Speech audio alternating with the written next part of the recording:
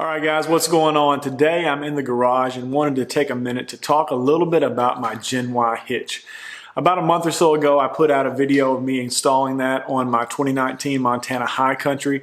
Since that time, I've put about 2,000 miles on the hitch, so I wanted to spend a little time today just giving you my initial thoughts and impressions of the hitch. So let's talk about how I got to the Gen-Y hitch. I initially started out with a B&W Companion slider hitch, and it was a great hitch. I didn't have any complaints about it except for the fact that it took up my entire bed. So that is what kind of led me to look at some of the gooseneck options. Originally, I had looked at a Reese goose box, and I didn't like the airbag feature there that you had to air the airbag up pretty much every time that you hooked up. That was just one extra component and one extra step that I wasn't really interested in pursuing. And so I had heard Gen-Y was going to be making a hitch, and I was kind of excited to see what that was going to look like. And so after they had been out for a while, I decided to purchase one. So initially, the only reason I wanted a hitch was to free up the bed space. A lot of people are looking for a better ride. They're looking for different things.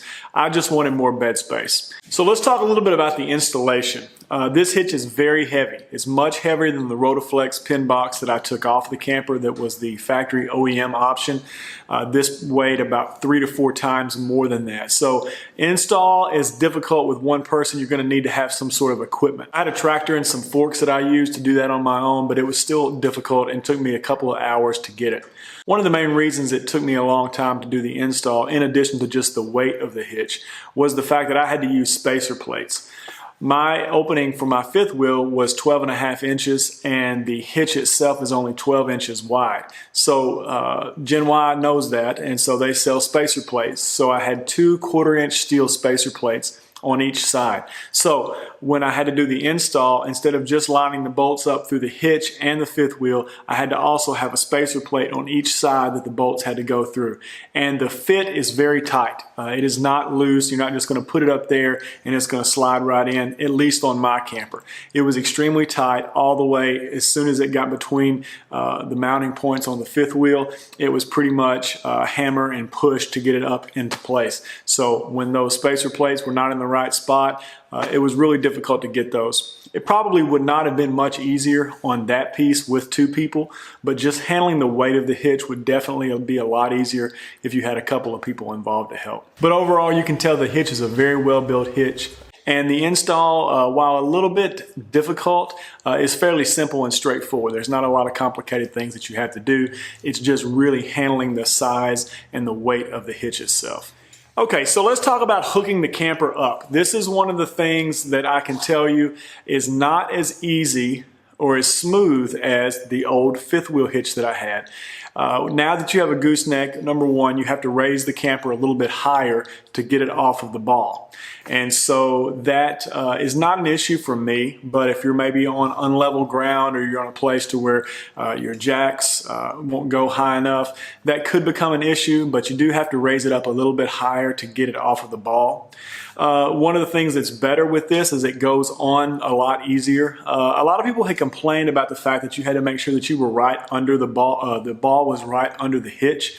You do have some room, if you get it close, the weight of the fifth wheel itself will slide, onto the ball, and it will be okay. So you don't have to have pinpoint accuracy backing up. You just kind of be fairly close. To me, I didn't find that any different than the fifth wheel hitch. So the hooking up, the accuracy piece, I think it's about the same for me as the fifth wheel. One of the things that this hitch does is I bought the auto latch model. And so when it goes on the ball, it automatically latches. Gen-Y makes another hitch that is a manual latch, and I can tell you just from the videos that I've seen of that, that is a little bit more involved. There's a pin that you put in there after the hitch connects to your ball, so that's one extra step. But you're already going to be in the bed anyway, and that's probably my biggest concern with this hitch and ease of hookup is the fact that now I have to use safety chains. That's probably, for most states, a requirement. If you're not using safety chains, I'll leave that up to you. I wanted to have safety chains. If for some reason this thing broke or came loose, I don't want my camper flying down the road and hitting somebody else. So I did install safety chains on here. So to install those was fairly easy. I just bought some chain at the local hardware store and some hooks. make sure it was rated to the appropriate rates. And Gen-Y has this neat little area where you don't have to drill like you do with the Reese Goose Box. There's just an opening for you to slide the chain in. So now that I have those safety chains, I pretty much have to crawl into the bed to hook those to my truck. That is an added step that I didn't have to do with the B&W hitch. Basically with the B&W hitch, I could step on the wheel of my truck, lean over in there, close the latch, put the pin in, and then that was it. I could walk around the back and then hook my trailer lights up, and I was hooked up. So the hookup is a little bit easier on the fifth wheel. So main thing that people are concerned about a lot of times is the ride. So let's talk about the ride of this hitch. Initially, I was a little disappointed with this hitch. I can tell you when I first installed it, I hooked it up and I drove about 50 miles and I was not impressed. So much so that I had considered taking it back off and selling it and putting my old Rotoflex pin box back on and continuing to use my B&W. I also had an inordinate amount of noise coming from the hitch. I actually called Gen-Y about that. They said they had never had that problem, never heard of that problem. Asked me to just spray some lube on the torsion flex part and see if that helped. It didn't really, and so I was really on the fence about whether I was going to keep it. But I thought, you know what, I'll give it a little bit more time, take it on some more roads, and then maybe there's a break-in period. And so I went on this 2,000-mile camping trip. And I can tell you that it progressively got better over the course of the trip. The ride got better and the squeaking pretty much all went away. So I do believe there's a break-in period for these hitches. I'm not sure what that is. I've got about 2,000 miles on mine. It's probably less than that. But now I have very little squeaking and I've noticed the ride has gotten a lot smoother. My ride was pretty good to begin with. So initially the squeaking and all that kind of was a turnoff for me, but after I gave it time, the ride's at least as good as it was. One thing I've also had to do with this hitch, if you saw my first video, I had a little bit of a clearance issue with the rails. And so I was concerned that it was a little too close. So I did end up purchasing the B&W 4-inch extender. And basically this slides in the companion slot where your goose ball would go, but it's about 4 inches back and it's about 1.5 inches high. I do notice a difference in the ride from the standard goose ball, which is a little bit more over the axle. Now that it's pushed back 4 inches, I can tell there was a difference. There was a little bit more bouncing in the hitch, but even with that, it still rides as good as the B&W hitch did before. One of the things that I was also surprised about, I did see on Gen-Y's website where they talked about people seeing a mileage increase. I was a little skeptical of that. However, over the course of this trip, about 2,000 miles, I noticed about a 1 mile per gallon gain in my mileage. Normally, I pretty much just get 10 miles a gallon hauling the camper. Doesn't matter if it's hills, doesn't matter if it's flat, it's pretty much just 10. By the time I get home, round trip, it's 10 miles a gallon. On this trip, similar terrain, there was hills, there was flat land, but it was about 11 miles a gallon. So nothing has changed on my truck, nothing has changed on my camper. If anything, I've added more weight to my camper because the hitch is a lot heavier than the stock hitch. But I did see a little bit of a mileage increase, so that was a pleasant surprise. One of the things that this hitch can do is it kind of changes the looks. That may not be something that you're interested in, but I can tell you that it is not a subtle hitch. It's very prominent and it pretty much catches your eye when you look at the camper. The factory one, is kind of tucked up in there. It obviously doesn't hang down as long because it doesn't have the gooseneck, but it's not nearly as noticeable as this Gen-Y hitch. Now personally, I like the look of the Gen-Y hitch, but it does take a little bit more prominence than the previous hitch, and so it's kind of the first thing your eye catches when you look at your camper. All right, so one of the things I think is important to mention is cost. These are not cheap upgrades. Gen-Y doesn't make cheap stuff. And honestly, if I've got an expensive fifth wheel or camper that my safety and my life depend on, I'm not looking for the cheapest option. So I appreciate the fact that they build quality stuff, and then I don't mind that they charge you for it. This model is the 4,500 pound pin weight model with the automatic latch, and it retails for $13.99.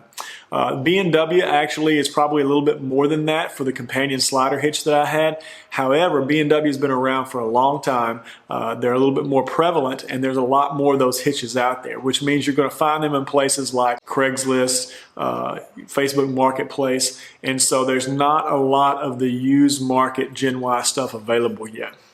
However, I was able to find on Amazon, Gen-Y was selling this hitch that I bought used like new, for $6.99. So that kind of made it an easy decision for me. I ended up selling the B&W hitch for $800. I sold the Rotoflex pin box for $200. And so with the cost of the hitch plus the cost of the 4-inch extender, I pretty much was right at even on the cost. And so it's basically just a swap for me. So just something to think about. The cost of these are not cheap, but really when you're talking about campers, fifth wheels, anything like that, not much is cheap. And if it is cheap, I would probably question it. So is this the hitch for you? Well, it depends. I would say there's probably a few questions that you need to ask yourself. First of all, what are you really wanting to get out of this hitch? If you have a similar setup like I had with the B&W slider hitch and the Rotoflex pin box, and you're just wanting a better ride, I would say this is not worth the upgrade. Now, maybe if you can sell all the other stuff kind of like I did and basically break even on the cost, then it might be worth it. But if you're just looking to upgrade the ride, I cannot tell a pronounced difference in the ride between the fifth wheel and between the Gen-Y hitch. So if you're just looking for ride, I would say for me, it probably wouldn't be worth it. If you're looking for bed space, then you really only have a couple of options. To get a gooseneck, you have Gen-Y, and then you have the Reese Goose Box. As I stated earlier, I didn't want the Reese Goose Box just because of the airbag. However, one of the things that the Reese Goose Box has that the Gen-Y doesn't is that Lippert has basically approved that hitch for use with their campers. Gen-Y, at this point in time, at least to my knowledge, has not gotten that certification from Lippert. So I guess technically they could void your warranty if an issue happened with the frame. That is probably a personal choice that you'll have to make there. That may have changed since the making of this video. It may have changed since I read that last. But that's something for you to look into if you're looking at one of these goose box options. So if you've been looking at a Gen-Y gooseneck hitch, I hope this has helped you. If you've never seen one before, at least maybe you got to see some shots of what one looks like. And hopefully this real world review maybe helped you if you're looking for an option to get some of your bed space back. So stay tuned, guys, more videos to come.